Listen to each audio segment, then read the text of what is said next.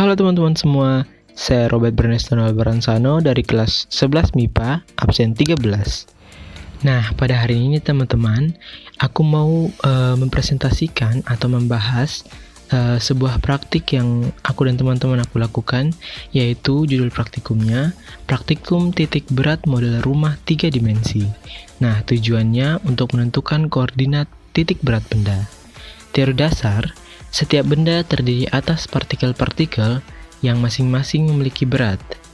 Resultan dari seluruh berat partikel ini disebut gaya berat benda. Titik tangkap gaya berat benda inilah yang dinamakan titik berat. Letak titik berat dari suatu benda secara kuantitatif dapat ditentukan dengan perhitungan sebagai berikut. A1 sama dengan luas bidang 1, A2 sama dengan luas bidang 2, X1 sama dengan absis titik berat benda 1, X2 sama dengan absis titik berat benda 2, Y1 sama dengan ordinat titik berat benda 1, Y2 sama dengan ordinat titik berat benda 2. Halo semua, perkenalkan nama saya Vidya Frigina Yudiah dari kelas 11 MIPA absen 4. Alat dan bahan pembuatan miniatur rumah 3 dimensi yang dibutuhkan adalah gunting, cutter, kardus bekas, penggaris, spidol, double tape, dan juga lem tembak. Halo, perkenalkan nama saya Auriel Juanito dari kelas 11 MIPA absen 2. Ya, kali ini kami akan membuat miniatur rumah dengan berukuran panjang 40 cm dan lebar 30 cm. Di dalamnya terdiri dari 2 ruang kamar tidur, 1 ruang kamar mandi, lalu ada ruang tamu yang juga termasuk ruang keluarga, lalu ada ruang makan, dapur, dan juga tempat untuk ruang cuci pakaian.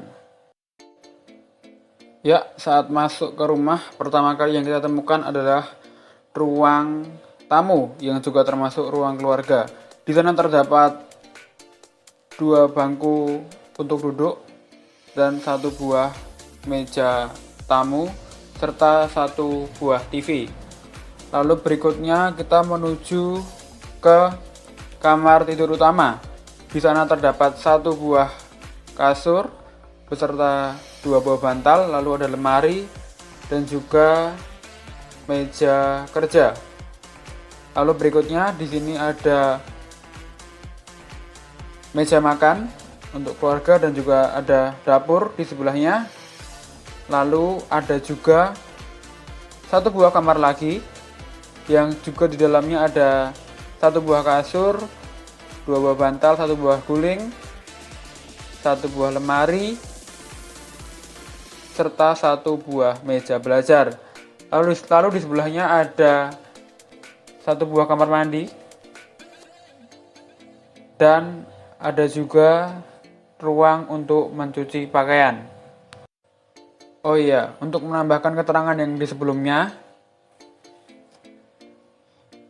di ruang kamar tidur utama itu terdapat juga 2 jendela yang berukuran 5 x 5 cm. Untuk ukuran detail lainnya yaitu di ruang tamu, di sana berukuran dengan panjang 25 cm serta lebarnya 15 cm. Lalu di kamar tidur utama tadi sudah saya jelaskan 15 x 15 cm. Lalu di kamar tidur yang satunya berukuran 10 x 10 cm. Lalu kamar mandi berukuran 10 x 15 cm. Lalu ruang untuk mencuci pakaian berukuran 10 x 5 cm. Dan juga yang terakhir adalah ruang untuk makan dan juga dapur yang memiliki ukuran 20 x 20 cm, serta ada satu lagi yaitu adalah sebagai jalan saja ya, untuk jalan saja berukuran kurang lebih 5 x 10 cm. Ya, lalu untuk prosedur pembuatan di bagian luar, yaitu pertama kita harus ukur satu buah kardus dengan ukuran 40 x 30 cm yang berfungsi sebagai alasnya.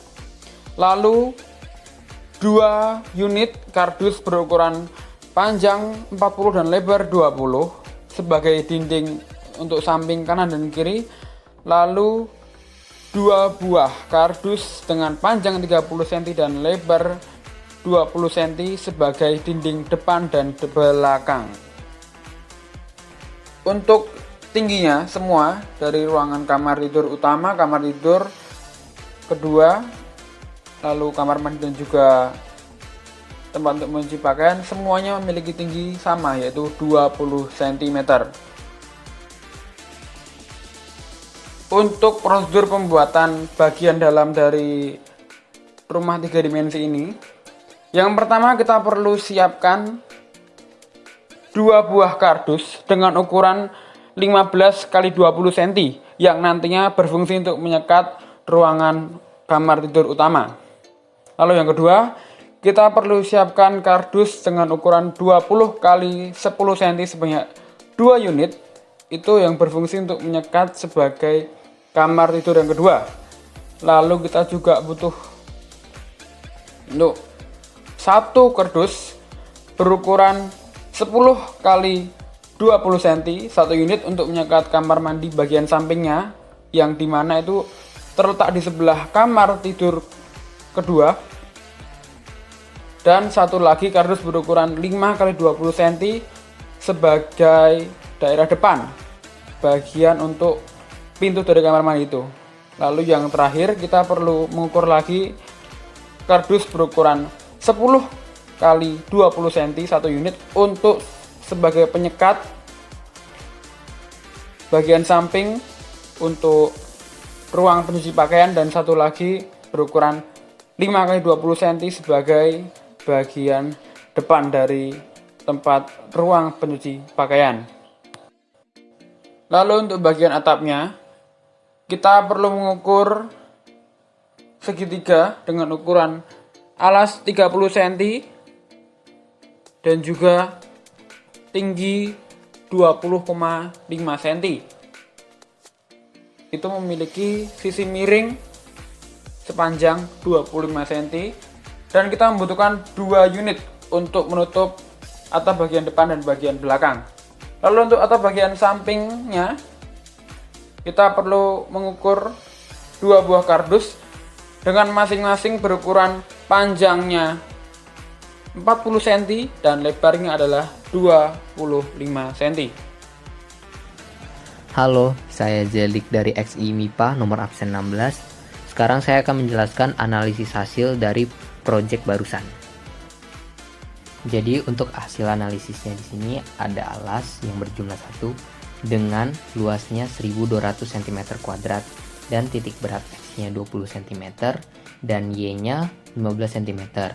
Kemudian di sini ada dinding depan dan belakang yang berjumlah 2, luasnya 800 cm2, titik berat X-nya 20 cm dan Y-nya 10 cm. Kemudian ada dinding samping yang berjumlah 2 dengan luasnya 600 cm2, titik berat X-nya 15 cm, Y-nya 10 cm. Dan kemudian ada pintu yang berjumlah 5, yaitu pintu depan dan pintu dalam ruangan-ruangannya. Memiliki luas 24 cm2 dengan X-nya 1,5 cm dan Y-nya 4 cm. Kemudian di sini ada jendela yang berjumlah 2 dengan luas 25 cm2 dan X-nya 2,5 cm dan Y-nya 2,5 cm.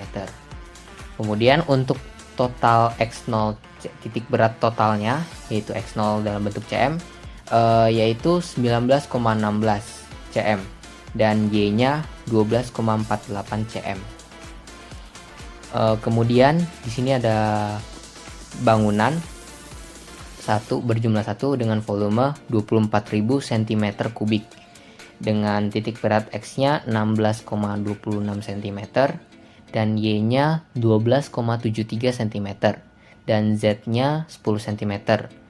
Kemudian di sini ada atap yang berbentuk prisma segitiga memiliki volume 1230 cm3 dan X-nya 15 cm, Y-nya 6,83 cm, dan ZN-nya 20 cm. Dan untuk total titik beratnya ada 16,19 cm untuk X-nya, dan Y-nya 12,44 cm, Z-nya 10,48 cm. Kemudian untuk kesimpulannya, bagaimana koordinat titik berat berdasarkan hasil percobaan? Dengan koordinat titik berat dari hasil perhitungan teori, koordinat titik berat di percobaan dan di teori berbeda pada sumbu Y dengan perbedaan 0,1 cm. Sedangkan untuk koordinat titik berat di percobaan dalam teori yang sama. Untuk kesimpulan totalnya, titik berat adalah titik keseimbangan sempurna atau sebuah pusat distribusi berat. Perbedaan titik secara teori dan hasil percobaan terjadi karena adanya perbedaan lubang pada kardus